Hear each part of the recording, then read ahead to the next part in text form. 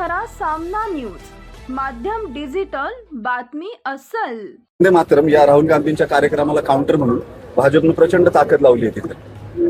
ते वंदे मातरम म्हणतात आहे तर त्याला त्यांचं आम्ही स्वागतच करतो, धन्यवाद करतो। त्यांचे जे पूर्वज होते RSS पहिलेचे, त्यांनी वंदे मातरमचा विरोध केलेला आहे, त्यांनी या देशाच्या तिरंग्याचा अपमान केलेला आहे। 53 वर्ष या देशात त्यांनी फडकवला नाही, ते आता तोच तिरंगा हातात घेऊन फिरतात, त्याचं आम्ही स्वागत करतो, आम्हाला विरोध करायचं कारण नाही।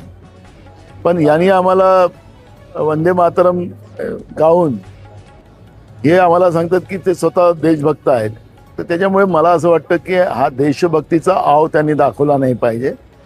हा आपल्या प्रत्येक देशवासियांना वंदे मातरम म्हणणं हे अनिवार्य आहे, आपण सगळ्यांनीच म्हटलं पाहिजे।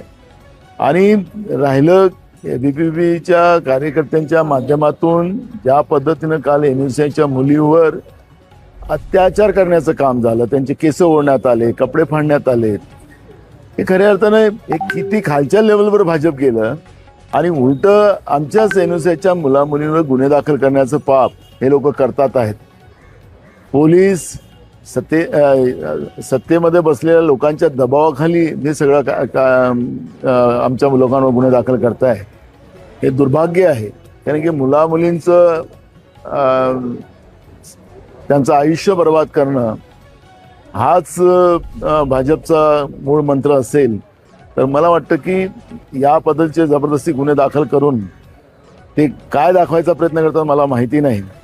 पण मला असं वाटतं की जितका मुलांवर आणि मुलींवर अत्याचार करण्याचं आणि खोटे गुन्हे दाखल करण्याचा प्रयत्न हे लोक करतील, जसं जंतर मंतरवर ज्या घटना झाल्यात आणि त्या JNGच्या दबावाच्या नंतर देशभरामध्ये त्यांच्यावर गुन्हे दाखल करू नका अशा पद्धतीचं केंद्र सरकारला सांगावं लागलं, तर उद्याच्या काळात महाराष्ट्रातील जंतर मंतरपेक्षाही मोठं वादळ या JNGचं झालं तर त्याचे सगळे परिणाम फडणवीस सरकारला पण भोगावं लागेल। आणि म्हणून असे खोटे गुन्हे दाखल त्यांनी करू नये एवढाच माझा त्यांना सल्ला। सकाळपासून भाजपकडनं या कार्यक्रमावर टीका करण्यात येते की जे सदस्य या कार्यक्रमाला येणार आहेत त्यांना ते पैसे वाटतंय असा आरोप थेट भाजप।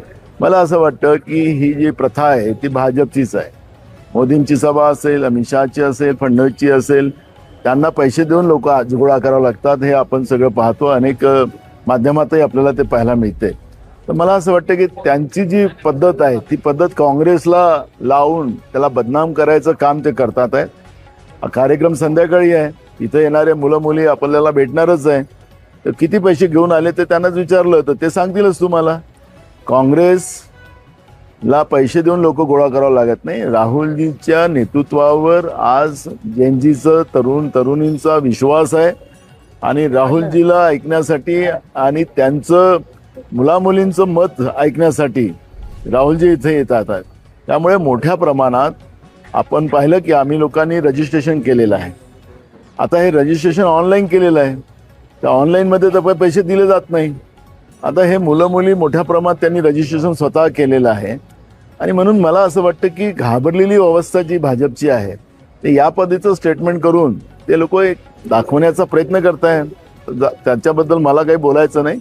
आज देशातल्या तरुणींचं भविष्य अंधकारमय आहे, त्याला प्रकाशाकडे नेण्याचं काम राहुलजी करतात आहेत आणि म्हणून मुलांचं आणि मुलींची मोठी गर्दी आपल्याला या कार्यक्रमात पाहायला मिळणार आहे।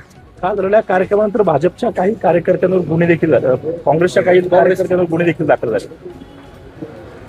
तर मला तुम्हाला सांगितलं भीतीमुळे करावं लागतात आहे, एक दबाव निर्माण करायसाठी त्यांना करावं लागतंय। पण हा अत्याचार जो चालू झालेला आहे, खोटे गुन्हे दाखल करण्याचं काम जे सुरू झालेलं आहे त्याचे परिणाम फडणवीस सरकारला भोगावं लागतील। Subscribe now and press the bell icon. Never miss an update.